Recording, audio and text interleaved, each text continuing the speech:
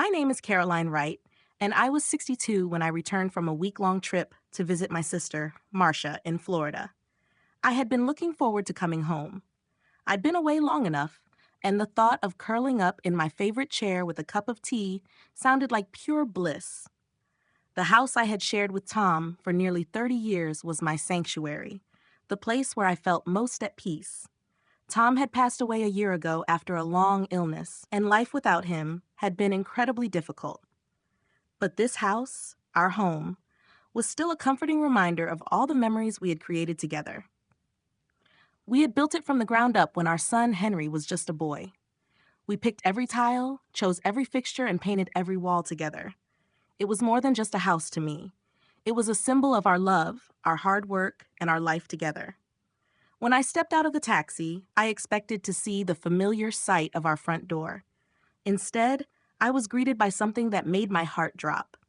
My bags were neatly lined up on the sidewalk, each of them packed carefully, as if someone had planned this moment. The sight of them there, in front of my home, felt like a punch to the gut. I tried to make sense of what I was seeing, but everything was happening too fast for me to process. A note was tucked under the handle of my largest suitcase. My hands shook as I pulled it free, feeling the rain starting to fall on my shoulders. It was from Lila, my daughter-in-law. "If you want to stay here, we have the basement apartment available. Your loving daughter-in-law, Lila." I stood frozen for a moment, unable to speak. This wasn't happening. It couldn't be. This was my home. Tom and I had built it, not just physically, but emotionally. We had spent years making it a place of warmth, a place where Henry grew up, a place where we had celebrated birthdays, holidays, anniversaries. And now, it seemed, they were pushing me out. I had always been there for Henry and Lila, and now they were treating me like an intruder in my own life. I stumbled forward, barely able to keep my balance, and went up to the front door, hoping this was some mistake, some cruel joke. But the door was locked. I knew then, with a sinking feeling in my stomach, that I was no longer welcome. I turned back to the sidewalk where my bags sat, feeling a flood of emotions overwhelm me. How had it come to this? In a daze, I fumbled for my phone, dialing the bank's customer service line before the taxi had even fully pulled away. I needed confirmation of what I already feared. "Yes, Mrs. Wright. We show your automatic payment of $1,800 went through last Friday as scheduled," the representative said. I held the phone to my ear, but I could hardly hear the woman's words over the pounding in my head. I was still paying the mortgage, even though the house legally belonged to Henry and Lila now. I had been doing this for 2 years, hoping that somehow my continued financial support would keep me in the picture. But this, what I was seeing now, told me everything I needed to know. My hands trembled as I ended the call, the reality settling in. I had been a silent partner in this house for so long, and now I was being kicked out. The rain started falling harder as I stood there, staring at the bags that now represented everything I had left. The home I built with Tom, the memories we shared, the sacrifices I had made for my family, it all felt like it had been stripped away in an instant. I took a shaky breath, trying to steady myself, but it was like a weight had settled on my chest. I thought of the days when Henry was young, when Tom and I would read him stories before bed, when I would wait up for Henry when he was out with friends. I had been there for every moment, every milestone. And now? Now, I was an inconvenience. I was something to be hidden away in the basement. I could hardly breathe. With a deep sigh, I turned toward the garage. I had no idea what else to do. The house was still there, but it was no longer my home. I opened the garage door, a creaking sound echoing through the empty space. Inside, I saw a twin mattress leaned against the wall, a small nightstand beside it, and my clothes hung on a portable rack. There were cardboard boxes scattered around, all labeled Caroline's stuff in Lila's sharp handwriting. My stomach turned. My life, packed away in boxes, ready to be moved out of sight, out of mind. I sank down onto the mattress, feeling the cold, hard concrete floor beneath me. The small window in the corner of the garage gave me a view of the house, the place where I had lived for so many years. I could see the faint glow of the porch light and the familiar shape of the front door. It all felt so distant now. Through the window, the house seemed like a stranger, a place that no longer held the warmth and comfort it once did. I felt like an intruder in my own life. My phone buzzed, and I looked down to see a text from Henry. Mom, we really need the space. Lila's been asking for a home office for months, and the basement has everything you need. Don't make this harder than it needs to be. I stared at the message for a long time, unable to respond. I thought of all the times I had put Henry first. I had taken a second job to pay for his college tuition when money was tight. I had stayed up late caring for him when he was sick. I had babysat for the grandkids so Henry and Lila could have some time alone. And this was how I was repaid? My heart ached as the tears finally came, hot and unbidden, rolling down my cheeks. I was no longer part of their family. I was just an obstacle, something to be dealt with and moved aside. I didn't reply to Henry's message. Instead, I reached for my phone again, dialing Nora's number. Nora had been my friend for over 30 years, ever since our college days. She knew me, really knew me, and I needed her now more than ever. Caroline, what's wrong? She asked immediately, sensing the distress in my voice. They've put me in the basement, I whispered, the words tasting bitter in my mouth. Nora didn't hesitate. I'll be there in 20 minutes, she said, and I could feel the comfort in her voice, the same comfort I had always found in her presence. As I sat there, the weight of the situation pressing down on me, I realized something. This house had been my heart for over 30 years.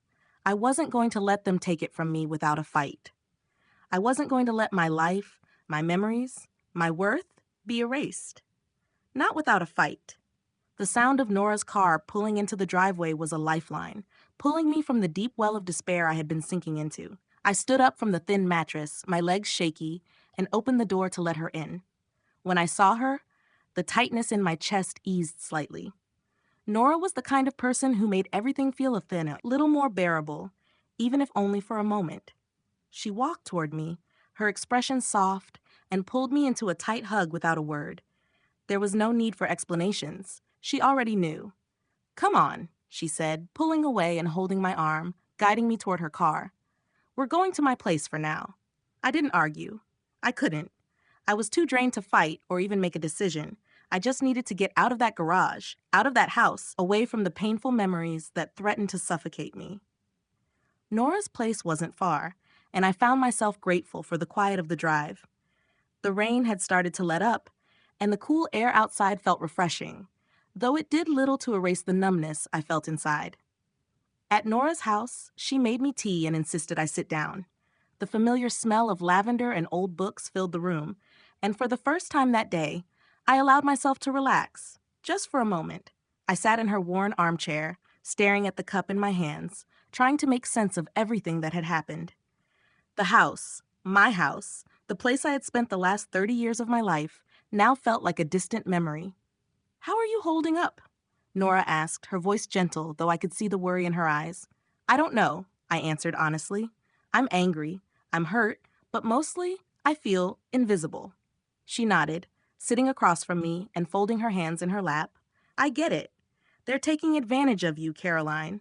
You've done so much for them, and now they're treating you like you don't matter. I swallowed the lump that formed in my throat. I don't know what happened. It's like one day, I woke up and wasn't a part of their lives anymore. I gave them everything. Tom and I gave them everything. And now they're tossing me aside like I'm nothing. Nora's expression softened. You've been nothing but good to them. You've been a mother, a grandmother, and a friend, and they've treated you like you're disposable. You're not disposable, Caroline. You deserve better. Her words were a balm to my wounded heart. For the first time since I found my bags on the sidewalk, I didn't feel quite so alone. But the reality of my situation still hung over me. I had been paying the mortgage for 2 years now, silently hoping that somehow my contribution would be enough to keep me in my own home. The problem was, it was never about the money. It was about the love I had poured into that house, into my family. And now, that love was being discarded. I took a shaky breath and set my cup down on the table. I've been thinking about it. I'm done. I'm done playing their game, pretending I don't matter. I've spent too many years being afraid to make waves, being afraid that if I stood up for myself, I'd lose them. But what have I really lost? They've already pushed me out. They've already made me feel invisible. I'm not going to sit back and let them take everything from me without a fight. Nora smiled softly. That's what I've been waiting to hear. You've got fire in you, Caroline. Don't let them take that away. I smiled back, a little shaky, but the warmth of her words settled somewhere deep inside me. I wasn't powerless. I had been silent for too long, but that didn't mean I couldn't reclaim my voice. It was time to stop hiding, time to stop letting fear control my decisions. It was time to take back what was mine. The next morning, I woke up feeling a little more determined. I made my way to the lawyer's office, feeling a strange mixture of nerves and resolve. Michael, the lawyer I had found through Nora, was kind but firm. He listened to my story without interrupting, his sharp eyes taking in every detail. When I finished, he leaned back in his chair, folding his hands in front of him. "You've been paying the mortgage for 2 years?" he asked, his voice thoughtful. I nodded. "Yes. I didn't want them to struggle. I thought if I kept paying, I could hold on to my place in their lives. But it's clear now that they don't want me there." He studied me for a moment longer before speaking again. "You have a case, Caroline. By consistently paying the mortgage, you've established a legal interest in the property. You may not be on the title, but your contributions over the years may give you a claim to the house. We can work with that." Hope flickered in my chest. For the first time in weeks, I felt a sense of control, a glimmer of power I hadn't felt in so long. "So I'm not completely powerless?" I asked, my voice a little more hopeful than before. Michael gave a small smile. "No, not at all. We can go after what's rightfully yours." I left Michael's office that day with a sense of purpose. I wasn't sure how the fight would unfold, but I knew one thing. I wasn't going to back down. I was going to fight for what I had built, for the life Tom and I had created. I would no longer be invisible. That evening, I called Henry. I had been avoiding him since that day in the garage, but I knew I couldn't put this off any longer. It was time to confront him, to tell him exactly what I had learned. "Mom, what's going on?" His voice sounded strained, and I could hear the tension in it, as if he was expecting a fight. "I know about the house," I said, my voice steady, despite the knot in my stomach. "I know you and Lila are planning to sell it. I've been paying the mortgage for the last 2 years, and I think it's time we talk about what's next." There was silence on the other end of the line for a long moment. Then Henry's voice came through, tight with frustration. "Mom, we don't have time for this. You signed the house over to us. This is the way things are. You can't just waltz in and start making demands. I've been paying for that house for 2 years." I shot back, my voice trembling with emotion.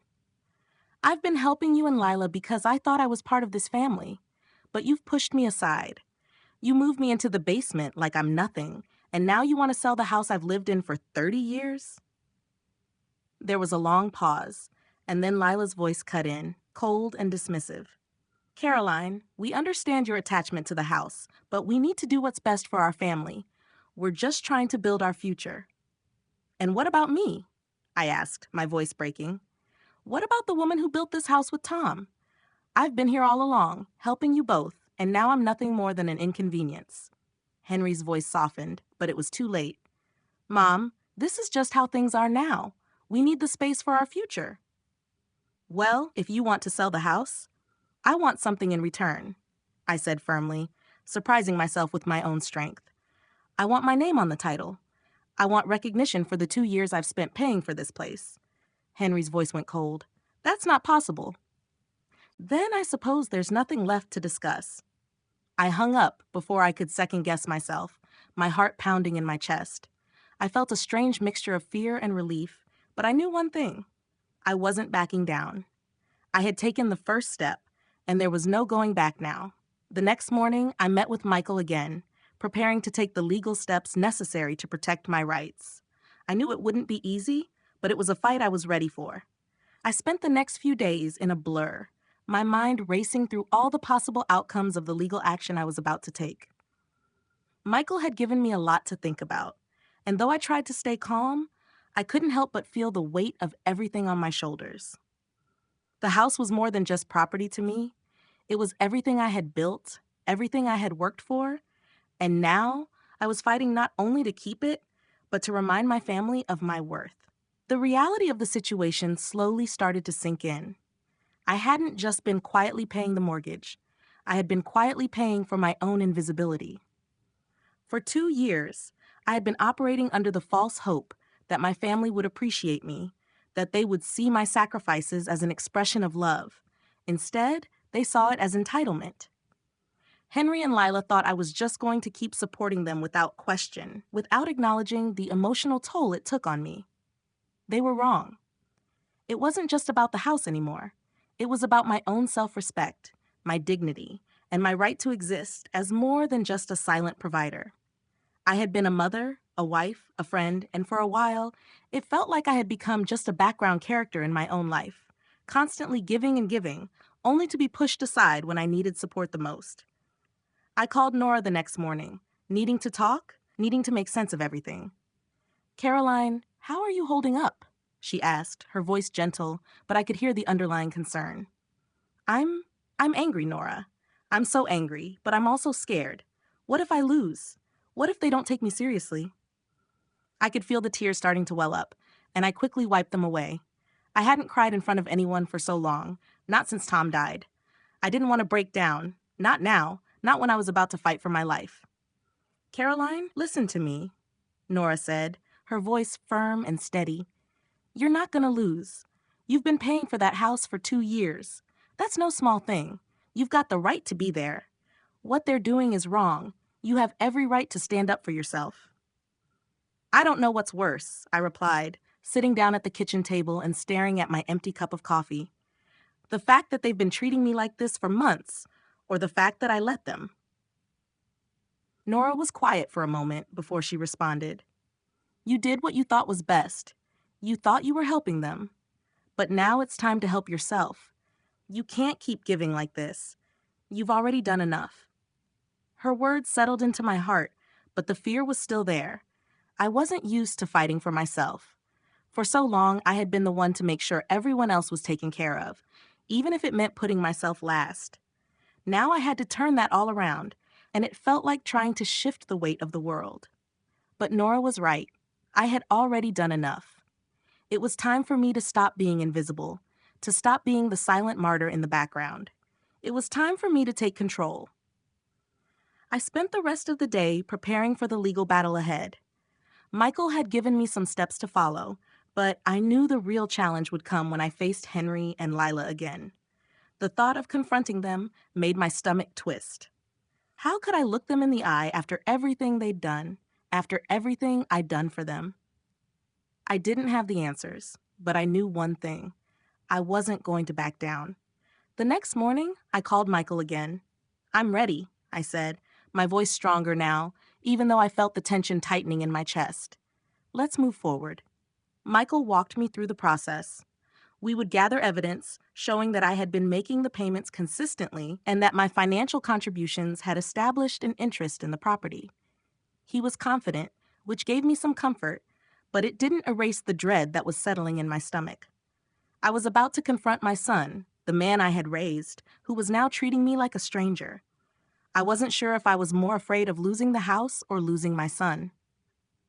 Later that afternoon, I drove to Henry and Lila's house. My hands gripped the steering wheel tightly as I approached the familiar street, each house looking like a reflection of a life I no longer recognized. I parked in front of their house, taking a deep breath before stepping out of the car. The air was thick with tension, and I could feel my heart beating in my chest as if it were trying to escape. I walked up to the door, trying to steady myself. I had no idea what I was going to say, but I couldn't let the fear paralyze me. Not this time. Lila opened the door. Her face was a mask of polite indifference, but her eyes betrayed her. She knew why I was there. "Caroline," she said, almost too cheerfully, "we weren't expecting you." "I need to talk to Henry," I said, my voice firm. "It's about the house." Lila stepped aside without a word, and I walked into the living room where Henry was sitting, looking like he had been waiting for this moment. The silence between us was suffocating, and for a moment, I didn't know where to begin. But then I remembered the conversations we'd had over the years, the moments when he'd confided in me, when I'd offered him advice, when I had been his biggest supporter. This wasn't just about the house. This was about us. "I know what you're planning to do," I said, my voice low but steady. I know you and Lila are selling the house. Henry didn't meet my eyes. Mom, we were going to tell you. It's just the way things are. We need the house for our family. Lila needs a home office, and we can't keep paying for something that's just sitting here. I swallowed hard, the words tasting like ash in my mouth. I've been paying for this house for 2 years. I've been helping you both financially because I thought I was part of this family. But now, I'm not even welcome here anymore. I've been pushed into the basement like an afterthought. Henry's face hardened, and I saw the faintest flicker of guilt in his eyes before he quickly masked it. Mom, you've got to understand, this is what's best for us. We need this. I'm sorry, but you can't expect us to keep living like this. And what about me, Henry? I asked, my voice shaking with emotion. What about the woman who built this house with your father? What about the woman who has been here for you every step of the way, even when it was hard? What about the person you've taken for granted? There was silence, a long, painful pause. Then Lila spoke up, her voice dripping with coldness. Caroline, we understand you have sentimental attachments, but we need to move forward. This is what's best for us. Best for you? I asked, the words almost tasting bitter. What about what's best for me? What about what's best for the person who's been supporting you, who's been paying for everything, who's been made to feel like an inconvenience? I could see the walls going up in Henry's eyes, but I couldn't stop now. I was already too deep in this fight to back down. You want to sell the house? I said, my voice gaining strength. Then I want something in return. I want my name on the title. I want to be recognized for the 2 years I've spent paying for this place. Henry shook his head. That's not possible. Well, then we have nothing else to discuss. I turned and walked out, leaving the house that used to be my home, behind. The following days passed in a haze of uncertainty, my mind constantly running through the conversation I'd had with Henry and Lila. I replayed every word, every moment, wondering if I had said the right things, if I had pushed too hard, if I had done enough. I hadn't expected an easy fight, but I hadn't anticipated how much it would hurt either. The house had always been a place of comfort, a place where I felt secure, and now it was the very symbol of my displacement. It wasn't just the property I was fighting for. It was my dignity, my place in the world, my right to be seen. For days after my confrontation, I didn't hear from Henry. The silence between us felt like an abyss that kept growing wider. I kept thinking of all the times I had been there for him, the countless hours I had spent caring for him, for Lila, for the grandkids. And yet now, I was standing on the outside, looking in. They had taken everything from me, and now they wanted to take the house as well. I had been the one to make it a home, the one to fill it with warmth and love, and yet now, they were treating me as though I didn't matter. I couldn't let it go. I couldn't just accept this. I had spent too many years sacrificing my own needs, too many years putting my family's wants before my own. And look where that had gotten me. Shoved aside, ignored, and forgotten. This fight wasn't just about the house anymore. It was about my right to live without being invisible. It was about my right to be respected and valued, not just for what I could give, but for who I was. The next morning, I met with Michael again, the lawyer who had been helping me navigate the legal complexities of the situation. He had been straightforward from the beginning, but there was a kind of calm certainty in his voice that made me feel like there was still hope. Caroline, he said as we sat across from each other in his office, you've taken the first step. The fact that you've stopped paying the mortgage is crucial. We've established that by making those payments, you've likely gained an interest in the property, even though it's legally in their name. It gives us a strong case, but it's going to be a tough road ahead. I nodded, the weight of the situation pressing down on me. I know. I'm ready for it. I can't just sit back and let them take everything from me. I've spent years being taken for granted, and I can't do it anymore. But I'm scared, Michael. I don't want to lose everything. He looked at me thoughtfully for a moment before replying. You're not losing everything, Caroline. You're fighting for what's rightfully yours. And sometimes, fighting for what's yours requires a little discomfort. But trust me, you're in the right here. You've done nothing wrong. His words were like a lifeline, and I clung to them as I left his office. I still didn't know how this would all play out, but one thing had become clear to me. I wasn't going to let fear control my decisions anymore. I had been afraid of losing my family, afraid of being alone, but I was more afraid of losing myself. I couldn't let that happen. Later that evening, my phone buzzed with a text from Henry. The message was brief, but it felt like an olive branch, a crack in the wall he had built between us. "Mom, can we talk?" I sat there for a long time, staring at the message. Part of me wanted to ignore it, to let him stew in the consequences of his actions. But another part of me wanted to at least hear him out. I had spent my whole life being there for him. Maybe, just maybe, this would be the moment when he realized how much I had given, how much I had sacrificed. I took a deep breath and dialed his number. "Mom?" Henry said, his voice softer than I had expected. "I know we've had our differences, and I know things have been hard, but I'm not trying to hurt you. Lila and I, we just don't know what else to do. We're trying to build a future, and well, we thought the house would help us do that." I listened carefully, trying to hear past the words, past the excuses. "I understand that you want what's best for your family, Henry, but this house isn't just a building to me. It's where I raised you. It's where I spent my life with Tom. It's where we made our home, and now you're trying to take that from me. You want to build your future on my past, and I won't let that happen." "I didn't mean it like that, Mom," he said, his voice thick with emotion. I didn't realize how much this was hurting you. I thought we were doing the right thing. I thought I was doing the right thing by trying to make things better for our family.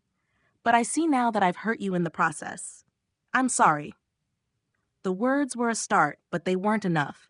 "Sorry doesn't fix this, Henry," I said, my voice steady but firm. "You've treated me like I was invisible. I've given everything for you, for this family, and you've pushed me aside. I've spent the last 2 years paying the mortgage because I thought that would help, that it would show you I still cared. But you've made me feel like a burden. That's not what family does." He was silent for a long moment, and I could hear the regret in his breath. "I don't want to lose you, Mom. I don't want you to feel like this." "Then show me you care," I said, my voice quiet.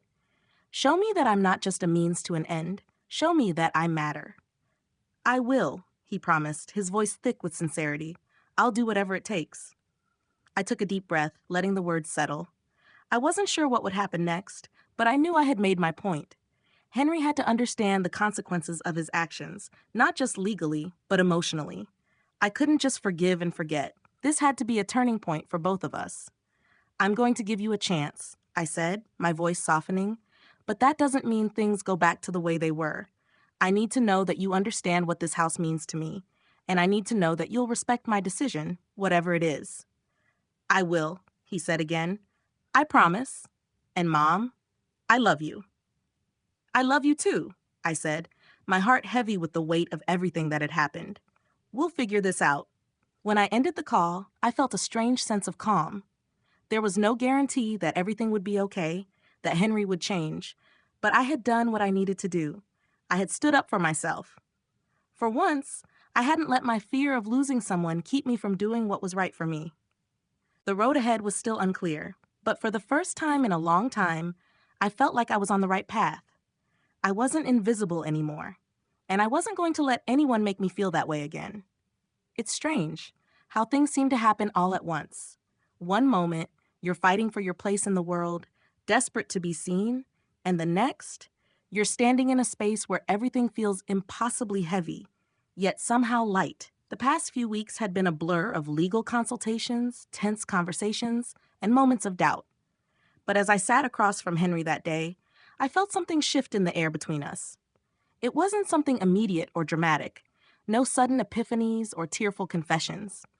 But it was a quiet understanding that perhaps, just perhaps, we were finally on the same page. After our last conversation, I had felt a faint flicker of hope.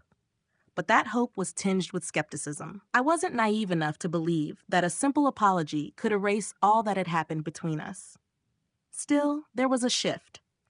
The cold walls Henry had put up over the years, the distance he'd created between us, seemed to be loosening.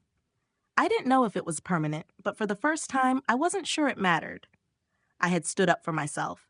I had fought for what was rightfully mine. And in doing so, I realized that I had given myself the freedom to let go of what I couldn't change. The day of the meeting with the lawyer Brian had arrived. It was time to take the next step in the legal process. This wasn't just about the house anymore. It was about reclaiming my independence and, in a way, my dignity. I had been giving and giving, but I had never truly taken. I had allowed myself to be sidelined, believing that doing so would make me loved, respected. But it hadn't. It had just made me invisible. And now I was determined to be seen again. Brian's office was modern and clean, the type of place where you felt like everything had been carefully planned. As I walked in, I was immediately reminded of how little control I had once had over my own life. The polished furniture, the well-kept desk, the cold professionalism of it all. It felt like a world I didn't belong in. And yet, here I was, sitting across from Brian, ready to make my case. "Caroline," he said, his voice warm yet serious. "We've gathered everything we need to move forward. We have the payments you've made for the past 2 years, and we'll be filing to establish your interest in the property. The next step will be to put pressure on Henry and Lila, but I want to make sure you're prepared for what comes next." I nodded, feeling my heart pound in my chest. "I'm ready. I don't have a choice anymore." "Of course," Brian said. "And just to be clear, this could get uncomfortable. They might resist. They might fight back. But you've made your contributions clear. You've been the primary financial support, and that's not something they can easily dismiss." The thought of having to confront them again filled me with dread. I wasn't sure I was ready to face Henry and Lila again, especially knowing how badly things had deteriorated. But I wasn't going to back down. I couldn't. The week before the meeting with Brian had been filled with tension. I had received a few texts from Henry, and each one left me more frustrated than the last. They were polite, even apologetic at first, but always undercut by a sense of entitlement. "We really need to talk, Mom," one text read. "We're trying to get everything sorted, and we don't want things to be awkward." Another one came later. "I know things have been tough, but can we please try to find a way to make this work?" I had ignored them all. There was nothing to talk about. This wasn't about negotiating or finding a middle ground anymore. This was about standing up for myself and refusing to let them walk all over me. They needed to understand that they couldn't continue to use me as a crutch while dismissing my feelings. So I went to the lawyer's office that day with a sense of quiet resolve. It wasn't about winning or losing anymore. It was about doing what I knew in my heart was right. I couldn't allow my son and daughter-in-law to control the narrative any longer.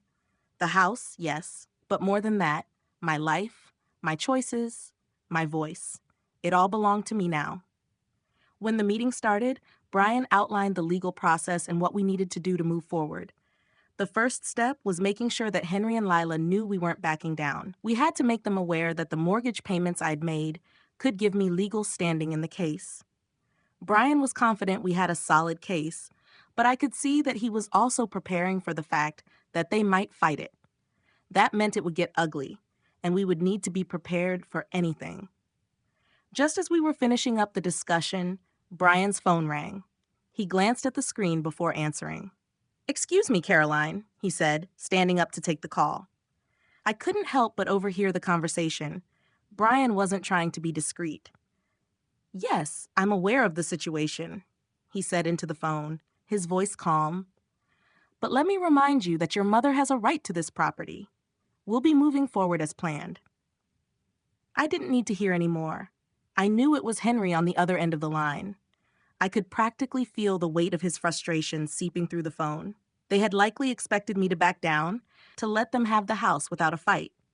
But they had underestimated me. They had underestimated how much I was willing to fight for my place in the world. Brian returned to the table, his expression thoughtful. "That was Henry," he said, sitting back down. "He's not happy about this, but that's to be expected. It's important to remember that they're going to fight. They'll try to use emotional leverage to get you to back off." I met Brian's eyes, feeling a sense of determination that had been missing for so long.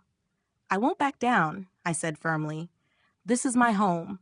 This is my life, and I'm not going to let them take that from me." Brian gave me a reassuring smile. "That's the spirit, Caroline. We're in this together. The meeting ended with the decision to move forward with the legal proceedings, but I knew that the next steps would not be easy. I would have to face Henry and Lila again, but this time, it would be on my terms. I would no longer be the invisible mother, the silent provider. I would stand up for what was mine, no matter how uncomfortable it made them. That night, I couldn't sleep. My mind kept running through all the possible outcomes of the fight. What if I lost? What if they took everything from me? But then I remembered why I was doing this. I wasn't doing it for the house. I was doing it for me. I thought of Tom and how he would have supported me. He would have been proud of me for standing up for myself, for not letting anyone, not even my own son, make me feel small. I missed him so much, but in that moment, I felt his strength in me. He had taught me how to fight, how to protect the things that mattered most. And now I was fighting for myself. The next day, I called Henry. He answered almost immediately, and for the first time in a long time, there was no hesitation in my voice. I'm moving forward with the legal process, I told him. This isn't just about the house, Henry. It's about me, and I'm not backing down.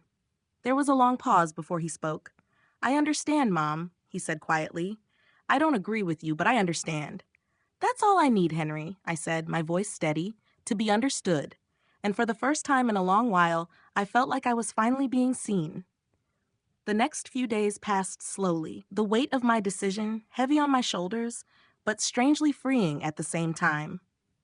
I had never expected to be here, to be fighting for something that felt so fundamentally mine, yet so easily dismissed by the people I loved most. But here I was. I had made the decision to move forward with the legal proceedings, and despite the knot of anxiety that twisted in my stomach, I felt an undeniable sense of resolve. I thought about the days when Tom and I had first started building this house, how excited we had been, how much we had believed in the life we were creating together. The house wasn't just a structure. It was the place where we had woven our lives, brick by brick, laugh by laugh, and tear by tear. Every room held a piece of our history, our shared experiences. Every corner, every creaking floorboard spoke of a time when we had built our future together. And now, the idea that it was slipping away, that my son and daughter-in-law could simply decide to erase all of that, was something I wasn't going to let happen. But that didn't make it any easier.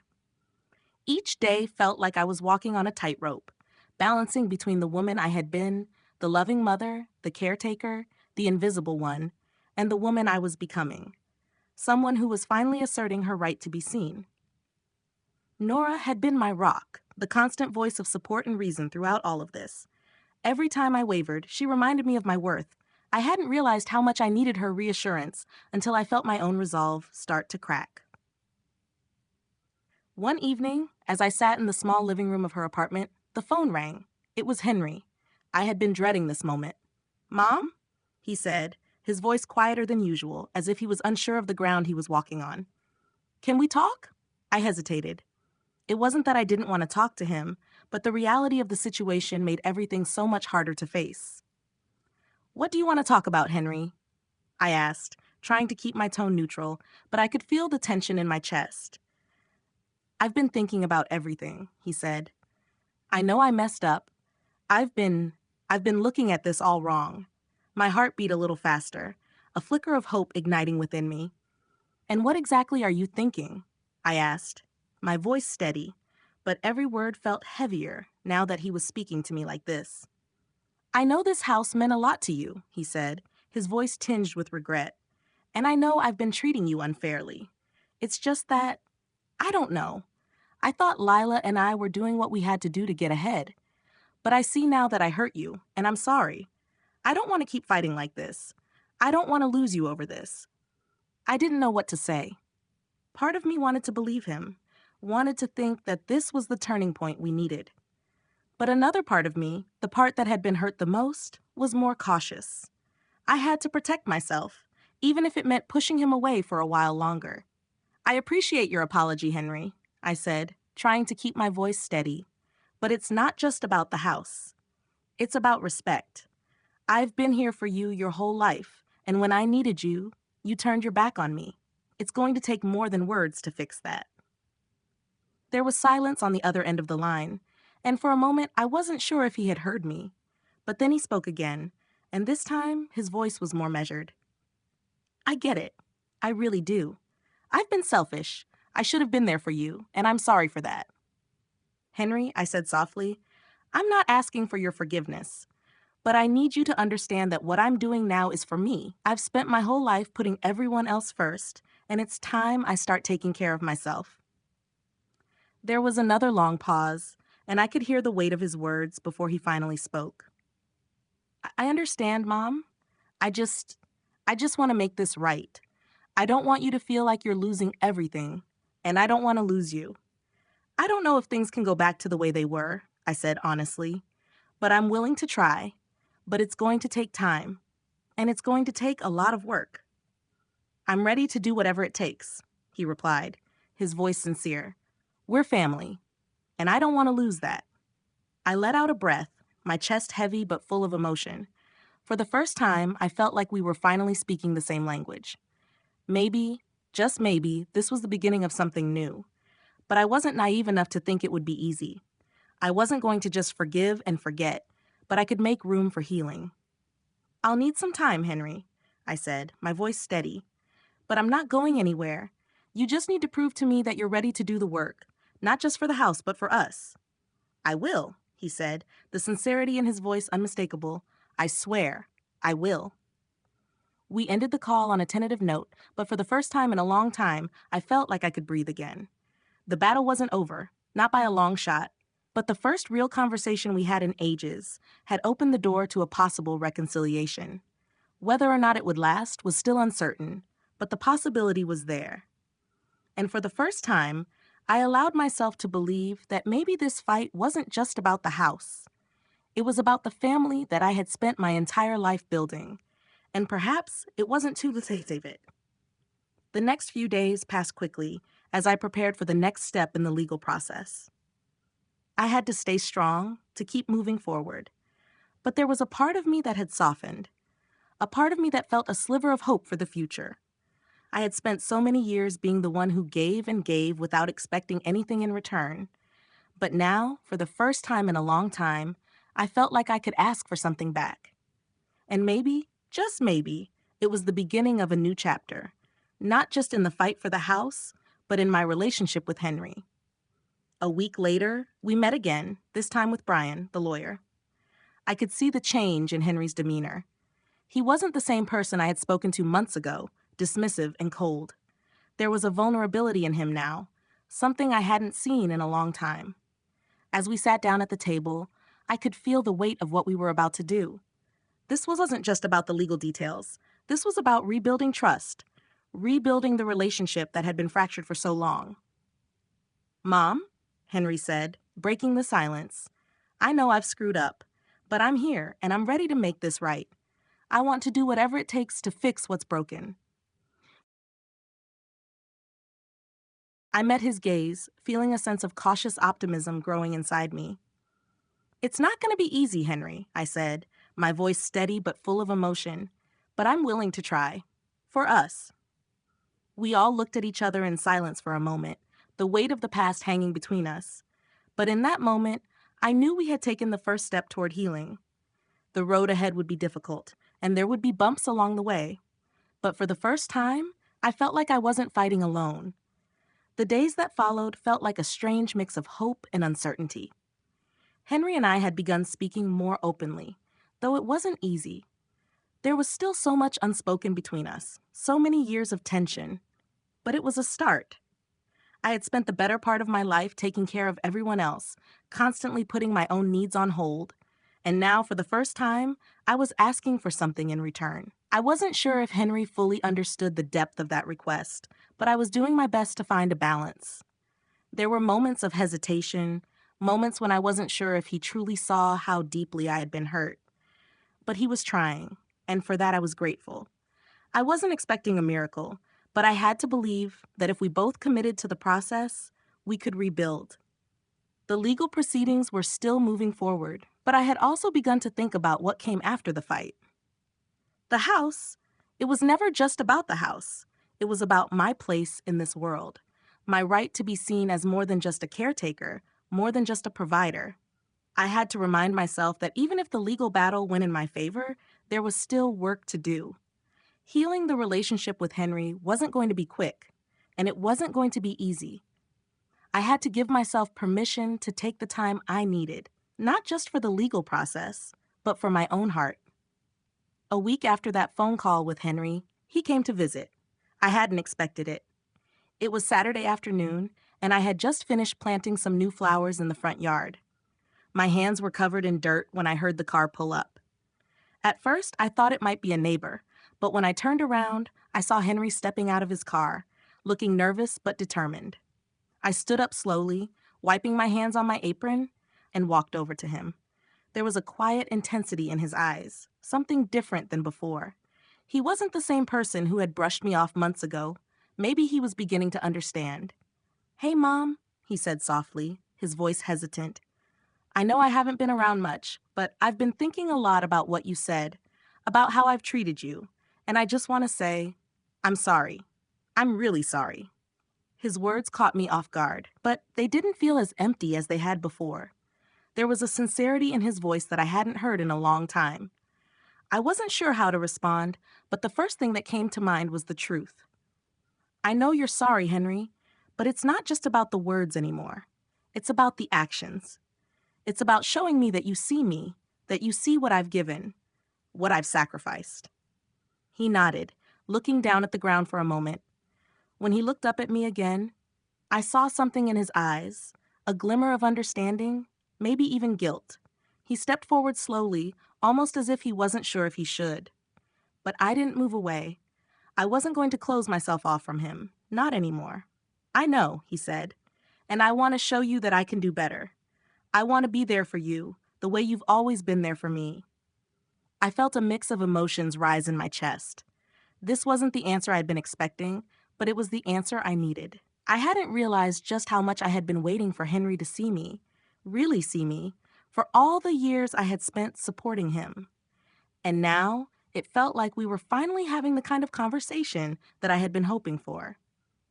"I've been thinking about the house," he continued, his voice a little quieter.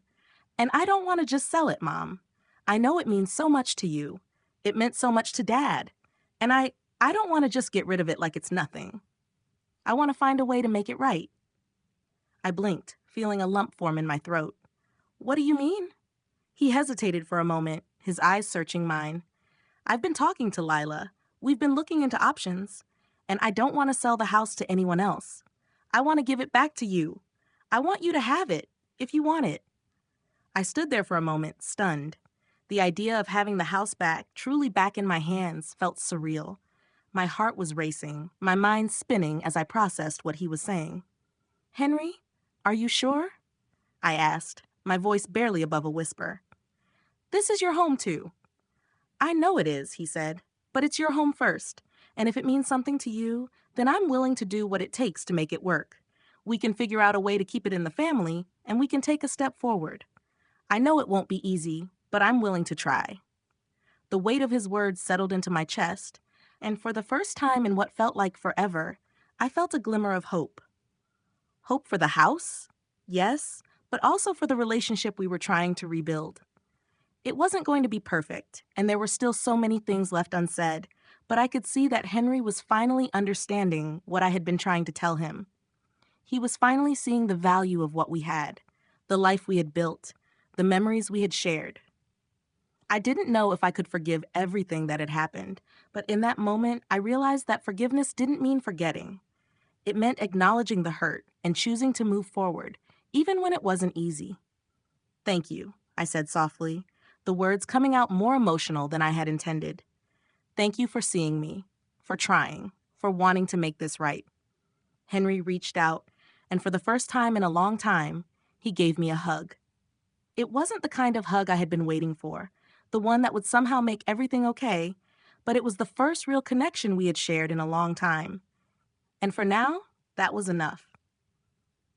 "I don't want to lose you, Mom," he said, his voice muffled against my shoulder. "I don't want to lose what we had. I've been so focused on what I thought I needed, but now I see what I really want.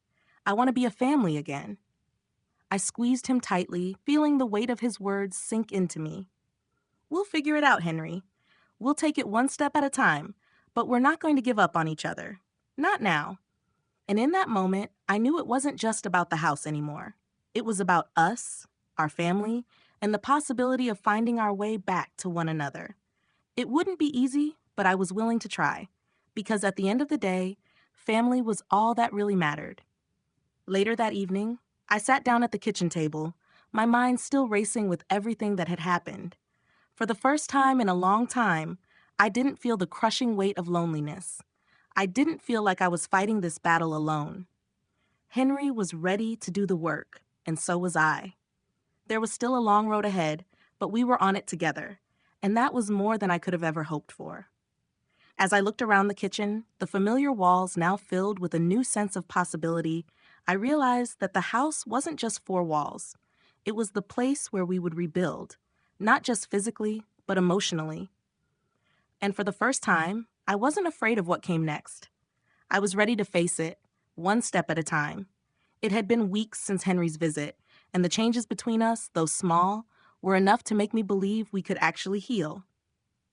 Our conversations had become more frequent, and for the first time in a long while, I didn't feel like I was speaking to a stranger.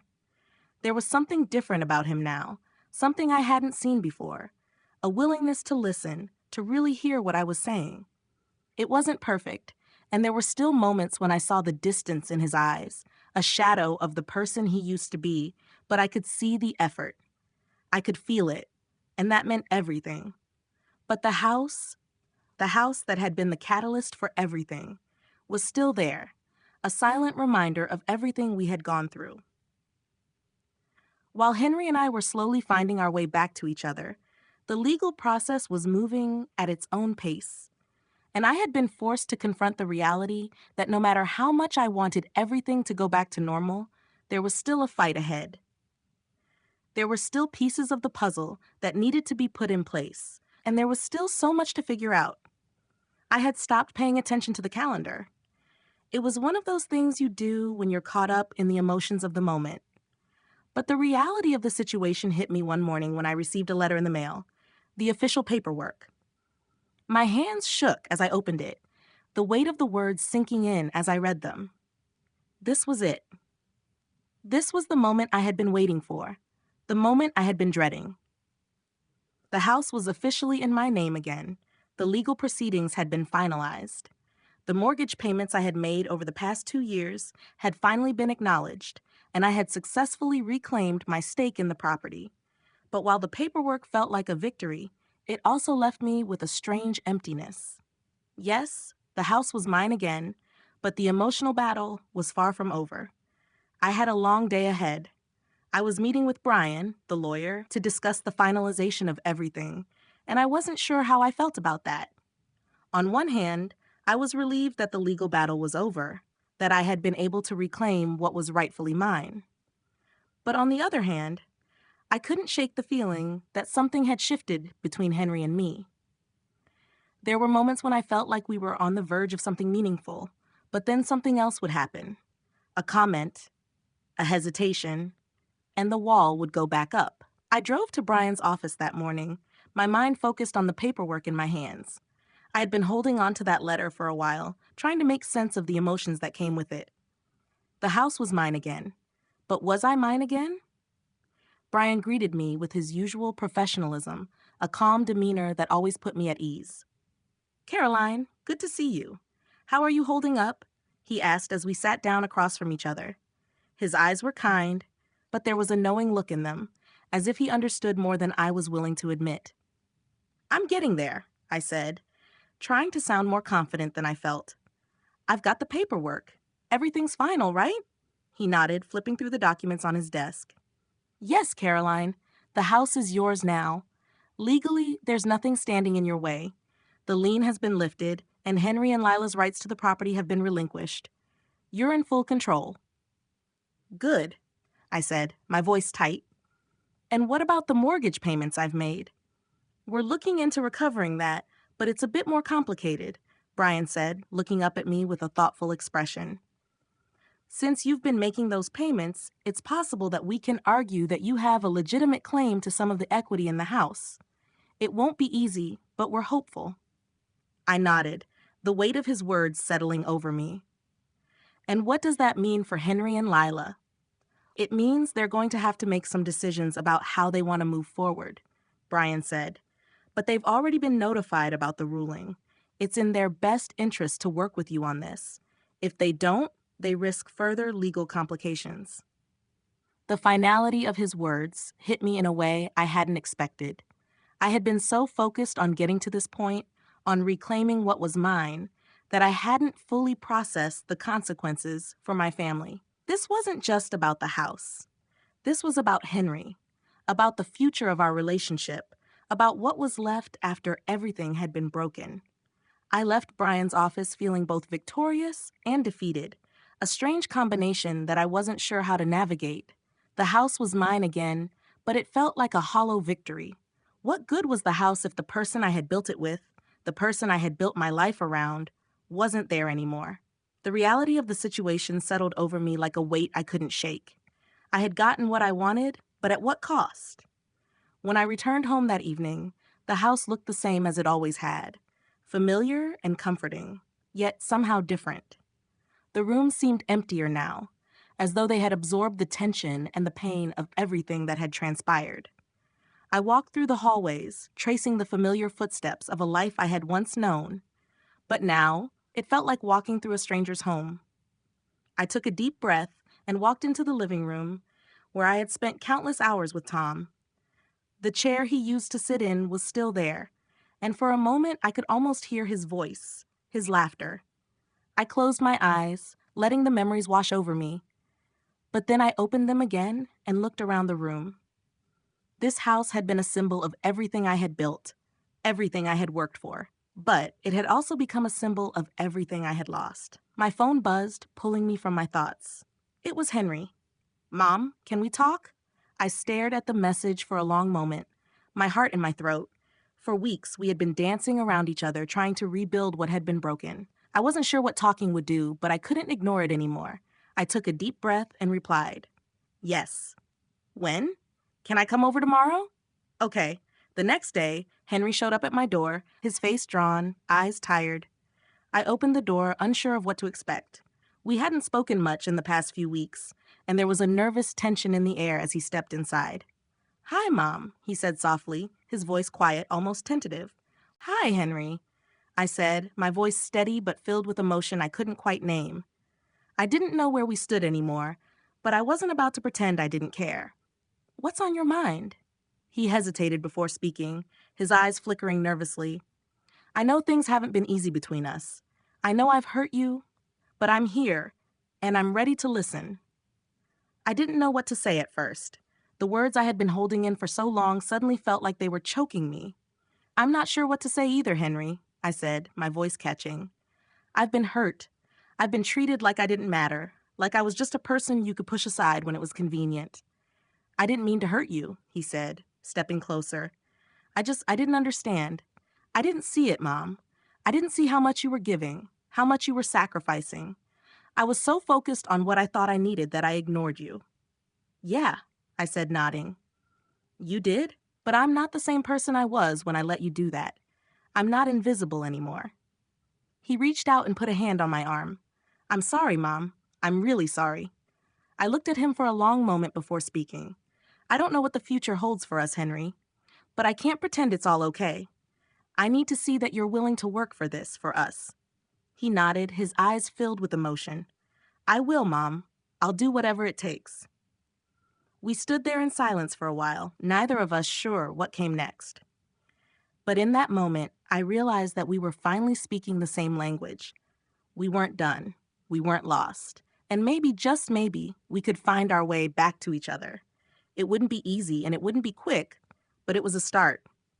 And for the first time in a long time, I believed in the possibility of healing. It had been several weeks since I'd had that difficult conversation with Henry. We'd been taking things slow, rebuilding the fragile bridge that had been shattered between us, piece by piece. Each conversation felt like a cautious step forward, but also a reminder of how much we had lost and how much we still needed to repair. I had spent so many years giving and giving, thinking that if I just kept sacrificing, I would be loved, that my family would value me. But now I was learning the hard way that love wasn't something you could buy with payments or acts of service. It had to be earned, respected, and most importantly, reciprocated. Despite the progress Henry and I had made, I couldn't shake the nagging feeling that things weren't quite right. The house, yes, had returned to me in a sense, but so much of what had happened felt unresolved. It wasn't just about the legalities anymore. It was about healing the emotional scars that had formed over the years. It was about not just being physically in my home again, but finding a way to truly reclaim it in my heart, to make it feel like a sanctuary once more, not a battlefield. One afternoon, I found myself standing in the kitchen, staring out the window at the garden. It had always been Tom's pride and joy, the one place he could lose himself, pruning, planting, and shaping it into something beautiful. Now I felt the weight of his absence everywhere, but the garden was the place that seemed to hold the most memories. It was where I had stood with him, side by side, planning the flowers we'd plant, debating which trees should go where. I missed that. The easy companionship, the shared vision. Now the flowers bloomed, but without the laughter that had once accompanied them. I picked up the pruning shears from the countertop, almost absent-mindedly, and stepped outside, unsure of what I was looking for, but needing to feel something, anything. The silence around me felt thick, but there was a quiet comfort in it. As I moved through the garden, clipping away dead leaves and arranging the plants that had grown too wild, I couldn't help but think about Henry and the distance that still lingered between us. Despite the apologies and the tentative efforts to move forward, there were times when I still felt like I was alone in this, alone in my own home. I wasn't sure how much time had passed when I heard the crunch of gravel under tires. Looking up, I saw Henry's car pull into the driveway, the engine rumbling before it cut off. My heart gave a little lurch, a mixture of anticipation and wariness. I had learned not to expect anything from him without question, but there was something about today that felt different. He stepped out of the car, his face weary but soft, not the guarded expression he usually wore when he came by. He had been coming over more frequently, offering help with the house, trying to make amends in the only way he knew how. But today there was something about him that felt open, like he was finally ready to really talk. "Hey, Mom," he called out as he walked toward me, his hands stuffed in his jacket pockets. "Hi," I said, turning to face him, wiping my hands on my jeans. "What's going on?" He hesitated for a moment, glancing around the garden as if unsure where to start. "I wanted to talk to you about something important." I felt a shift in the air, the kind that comes when a conversation is about to go deeper than usual. My mind immediately raced. Was it about the house? About his life? About us? "Okay," I said cautiously. "What's on your mind?" He exhaled slowly, running a hand through his hair, something he always did when he was nervous or uncertain. "I've been thinking a lot about everything, about the house, about what happened between us. And honestly, I don't know if I've done enough to make up for it. But I've been talking to Lila, and I realized something." I waited, my heart in my throat. I wasn't sure if I was ready for what was coming, but I needed to hear it. "What did you realize?" He looked me in the eye, and for the first time in what felt like forever, I saw something genuine in his gaze. I realized that I've been so focused on what I wanted, what I thought I needed, that I didn't stop to consider how much you've given. I didn't stop to think about how much you've sacrificed, not just for me, but for everyone. And I think I've been selfish, Mom. I let his words sink in, feeling a strange mixture of relief and pain. It wasn't that I wanted Henry to feel guilty, but hearing him finally acknowledge how much I had done for him, how much I had given up, was a step in the right direction. "It's been hard, Henry," I said softly. "It's been hard feeling like I didn't matter, like everything I did was just expected, like I was invisible in my own life." He nodded slowly, his expression softening. "I get that now. I see it. I see how much you've done for us, for me, and I want to make it right." I studied him for a moment, trying to gauge if this was just another apology or if he truly understood. The journey we'd been on hadn't been easy, and I couldn't afford to just accept words without action. But there was something in his voice that told me he was sincere, something in the way he stood there, vulnerable in a way I hadn't seen in a long time. "You're right," I said, my voice steady but heavy with emotion. "You've been selfish, but I've been too. I've been so focused on helping you, on making sure everything was okay for you, that I lost sight of myself. I've let myself be invisible, Henry, and I'm not going to do that anymore. Not for you, not for anyone." There was silence between us, but it wasn't uncomfortable. It was the kind of silence that comes when two people finally start to understand each other.